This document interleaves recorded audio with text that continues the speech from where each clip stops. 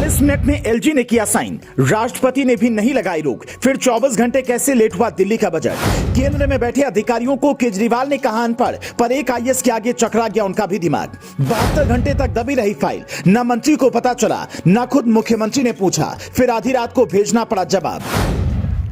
दिल्ली के उपराज्यपाल के पास बजट की फाइल रात 9:25 पर पहुंची। उसके बाद उपराज्यपाल ने 10:05 पर उसे साइन कर केंद्रीय गृह मंत्रालय को भेज दिया।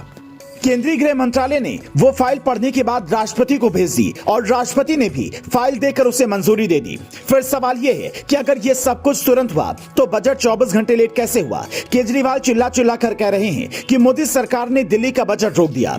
यहां तक कहा कि केंद्र सरकार में अनपढ़ लोग बैठे हैं, उन्हें बजट भी पढ़ना नहीं आता। तो क्या खुद की डिग्री पर उन्हें ज्यादा घमंड है? हम इन बातों पर नहीं आएंगे, ये जनता को तय करना है कि कौन सा नेता किस कुर्सी को संभालेगा। लेकिन हम ये जानने की कोशिश करेंगे कि आखिर बजट लेट हुआ किसकी गलती से। 21 मार्च को दिल्ली विधानसभा में 78,000 करोड़ का बजट पेश होना था। 20 मार्च की शाम मंत्री कैलाश गहलोत ने बजट की फाइल के बारे में पूछा। शायद वो राजस्थान के सीएम जैसा पुराना बजट पढ़ने की गलती ना चाहते हों। मुख्य सचिव नरेश कुमार और वित्त सचिव ने कहा कि बजट की फाइल होल्ड है। बाद में पता चला कि उपराज्यपाल ने इस बजट में 4 बड़े सवाल पूछ डाले हैं। जब कैलाश गहलोत ने पूछा कि ये फाइल हमने आपको 10 दिन पहले दी थी, तब सचिव ने कहा कि जी 17 मार्च को ही हमारे पास ये वापस आ चुका था, लेकिन हम ध्यान नहीं दे पाए। अब सवाल ये है कि एक आईएएस अधिकारी की गलती को केजरीवाल मोदी सरकार की गलती कैसे मान रहे हैं?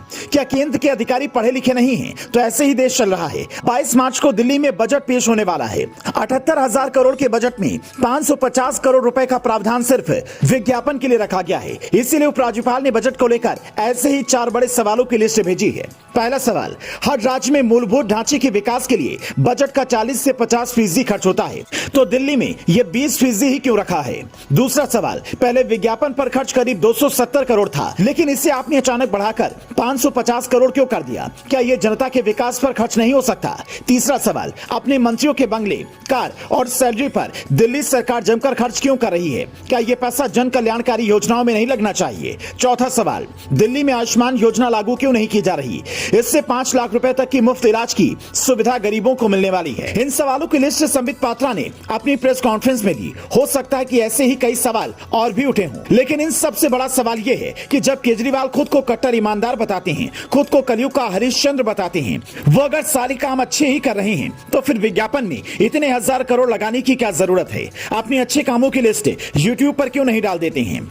यह सवाल कई लोगों के मन में है। दिल्ली के कई इलाके आज भी ऐसे हैं जहां पानी के लिए लोग लाइन में लगते हैं, सड़कें टूटी पड़ी हैं और बारिश के दिनों में पानी भर जाता है, लेकिन वहां खर्च करने के बजाय केजरीवाल सरकार प्रचार पर पानी की तरह पैसे बहाने में लगी है।